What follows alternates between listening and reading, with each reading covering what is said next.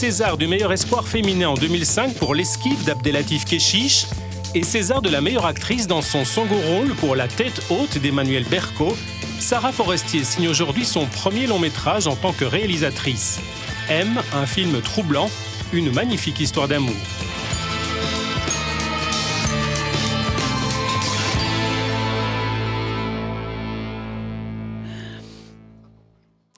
Bonsoir à toutes et à tous et bienvenue dans Chant contre Chant. Ce soir, nous recevons Sarah Forestier. Bonsoir. Bonsoir. Merci d'être avec nous.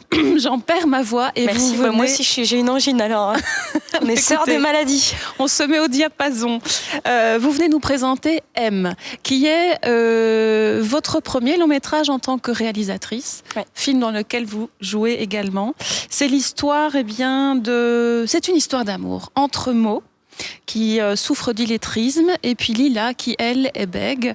Je n'ai pas envie de résumer ce film à une histoire de handicap, parce que ce serait pas bon, pas ça. C'est plutôt une histoire d'amour sur comment on arrive à s'aimer à deux quand on ne s'aime pas soi-même. C'est un peu plus comme ça, moi, que je l'ai ressenti. Est-ce que vous êtes d'accord avec ça ? Ouais, tout à fait. C'est-à-dire, en fait, le film, moi, je l'ai revu il n'y a pas longtemps. C'est mon film quand même, je le connais, mais quand on fait un film, on le fait, on n'arrête pas de le voir, mais en fait on voit des petits bouts. Ouais. Et le voir en entier, c'est rare. Et en fait, là, je l'ai revu il n'y a pas longtemps, je me le suis pris bien dans la gueule. Et en fait, effectivement, ce qui reste, c'est que c'est un film vraiment sur l'amour, mais en fait, je trouve que c'est rare un film quand on le regarde, que ça nous rappelle nos histoires d'amour à nous, perso. C'est très universel. Ouais. Et en fait, le film, je trouve que ça fait comme dans la vraie vie. Vous voyez, les grands... Par exemple, moi, ça parle vraiment de votre grand amour. Ouais. Et si quelqu'un dans sa vie a vécu un grand amour, je pense que le film, il rappelle ça, mais par des sensations. Et dans quel état ça vous met quand vous êtes amoureux ? Comment on peut foirer une histoire d'amour ? Comment ça fait remonter vos névroses ? La peur de l'abandon ? Parce que l'idée, c'est...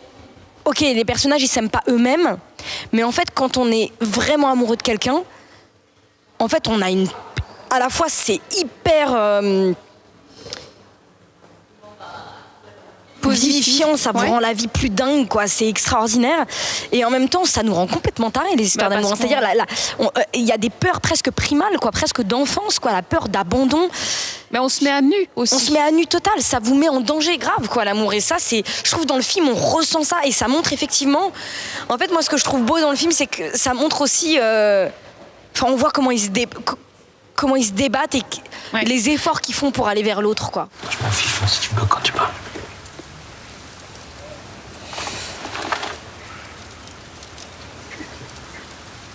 Qu'est-ce qui se passe ? Reste avec moi. Moi, je m'en fiche.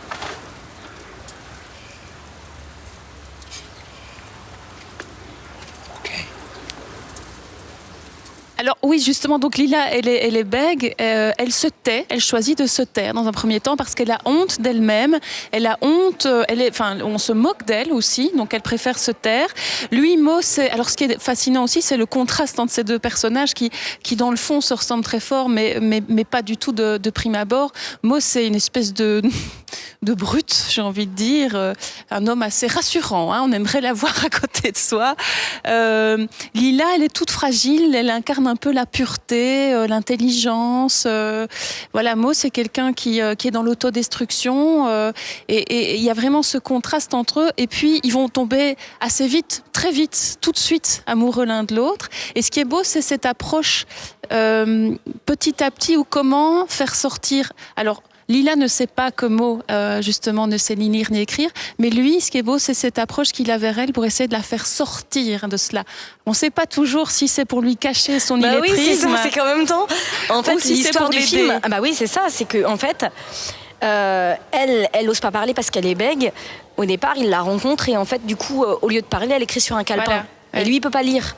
Et en fait, pour se sauver lui-même, parce qu'il lui cache qu'il sait pas lire, et ben en fait finalement il va la forcer à parler. Et il y a cette ambivalence quoi dans le film en même temps qu'il la sauve, mais en même temps il sauve sa peau aussi quoi. Au début, parce qu'après on sent qu'il y a vraiment une volonté de Maud, il l'aime sincèrement. Ah, il y a une évidence de toute façon. Moi je voulais, de toute façon quand j'avais écrit le film, alors après c'est pas comme ça que je l'ai tourné finalement, mais la première scène du film c'était la rencontre. Boum, il y a quelque chose d'hyper frontal dans le film aussi. Alors tous les deux vivent dans des contextes sociaux très difficiles, avec en tout cas... Familial plutôt. Oui, pas familiaux. social, parce que c'est pas du tout un film social. Non, pas du tout, c'est pas comme ça que j'ai perçu. Familiaux, effectivement. Ouais. Elle a perdu sa maman, son papa, lui, il a complètement abandonné le truc, elle s'occupe de sa petite sœur. Lui aussi vit dans un contexte familial compliqué. Pourquoi les avoir mis tous les deux, justement, dans... Je voulais qu'ils aient pas d'attache, en fait. C'est des gens purs. Et j'avais envie que...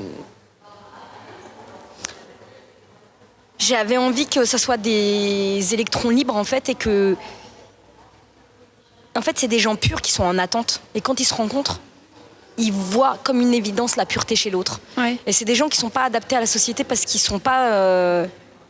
Ils sont trop purs, en fait, pour vivre le jeu de la société de consommation, d'être dans cette vie un peu dictée, où en fait plus on va être plus superficiel, plus on peut jouer le jeu de la société. Et en fait eux ils sont inadaptés. Ouais. Et j'avais envie qu'ils aient pas d'attache. Et si on n'a pas d'attache familiale dans la vie, c'est dur. Ouais. Et en fait ils sont seuls. Et ils deviennent un peu tout l'un pour l'autre. Hein. Ils ont besoin Absolument. de s'appuyer l'un et l'autre. Mais ils sont en quête en fait. Et quand on commence le film, en fait, c'est comme s'ils étaient sur pause dans leur vie. Ouais. Je sais pas si ça vous parle cette sensation, mais moi j'ai eu l'impression, avant de rencontrer mon grand amour, j'avais l'impression de passer à côté de ma vie en fait. Ouais. Mais je sais pas pourquoi en fait. C'est assez dingue l'amour. Hein. Parce qu'on a l'impression de pas vivre sans amour. Puis quand on est amoureux, en fait, ça peut vous exploser la tronche. Et puis après un grand amour, moi personnellement ça a été mon cas, je me suis fait rétamer par l'amour et j'ai eu l'impression que ma vie s'est arrêtée après ça. C'est très bizarre. C'est bizarre, je comprends tout à fait ce que vous dites, je partage. Et c'est ce que j'ai envie de vous renvoyer, c'est exactement ce qu'on ressent à travers ces personnages. On dirait que vous avez totalement souhaité dépouiller le film de toute autre chose. Oui. On n'est que... branchés, connectés avec eux, avec leurs émotions. Ça prend au bide. Moi, je veux dire, Lila, quand elle a mal, j'ai mal. Quand elle a peur de le perdre, j'ai peur. Enfin, c'est vraiment... c'est cool. C'est très dépouillé d'autres choses, de fioritures. Oui, voilà. C'était le processus. Dans tout le film, que ça a été dans l'écriture ou dans quoi que ce soit, j'avais une espèce de rigueur comme eux, en fait. C'est-à-dire que c'est des personnages tellement purs, j'en reviens à ça, c'est que c'est des... En fait, c'est des personnages qui sont tellement purs et tellement, comment dire, même sacrificiels.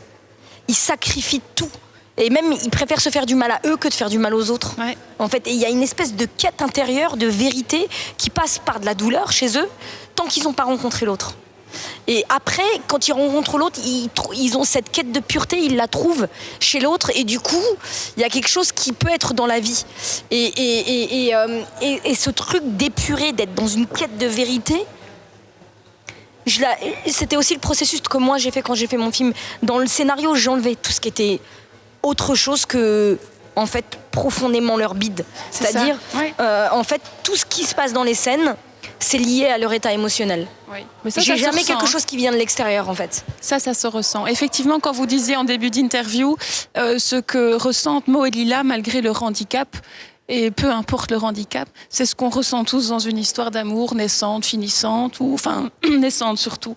Ce que j'aime aussi, c'est les pistes de solutions que vous apportez à Lila. Lila, son professeur de français par exemple, lui dit tu dois préparer ton bac, tu écris, elle fait de la poésie. Et donc ces pistes de solutions, notamment d'aller vers un café littéraire, etc., sont, parce qu'à ce moment-là, elle ne sait toujours pas que Mo est illettré, sont par contre des choses qui enfoncent encore un peu plus Mo, parce que lui ne sait pas participer à cela, il ne mesure pas l'importance, il ne sait pas lire sa poésie.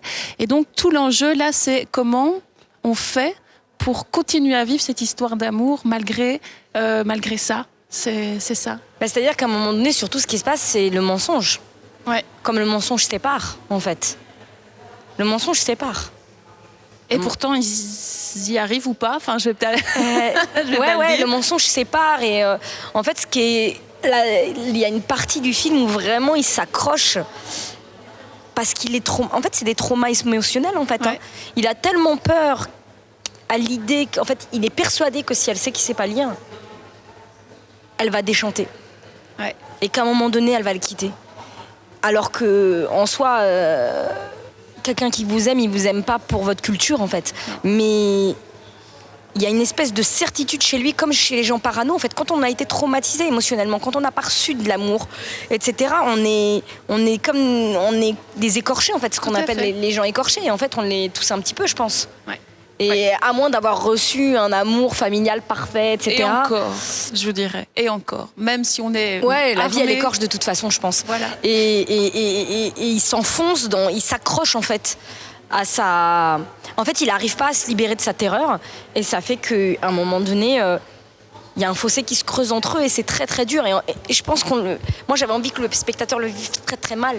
Comme eux le vivent mal, en fait. On le vit mal, on le vit mal. Je ne dirais pas comment ça se termine, mais je voudrais juste terminer, par contre, moi, en disant que j'ai eu le sentiment aussi que le bégaiement, ça traduisait, ça symbolisait un peu toutes les émotions par lesquelles on passe en tant qu'être humain. C'est-à-dire la peur des autres, le manque d'estime de soi, ou l'estime de soi, parce qu'il y a des moments dans le film où Lila, elle arrive à te sortir des phrases un peu plus fluides parce qu'elle se sent mieux. Enfin, je trouve que ce bégaiement, il cristallise vraiment l'ensemble d'émotions de la société, des gens. Voilà. Tout à fait. Et c'est comme un prisme de vérité.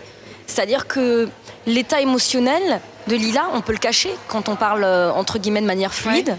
Puis tout d'un coup, en fait, quelqu'un qui bégaye, en fait, son état émotionnel, on le voit tout de suite. Ouais. S'il est stressé, il ne peut pas le cacher parce qu'il va plus bégayer. Il n'y a pas de filtre. Et quand tout d'un coup, il est plus à l'aise, il va y avoir une fluidité qui va arriver. Et en fait, il y a quelque chose d'hyper palpable et hyper beau. Et toujours dans cette idée de vérité, quoi, que de ne pas pouvoir cacher quelque chose. Voilà, très très beau film, M. Moi, c'était mon coup de cœur.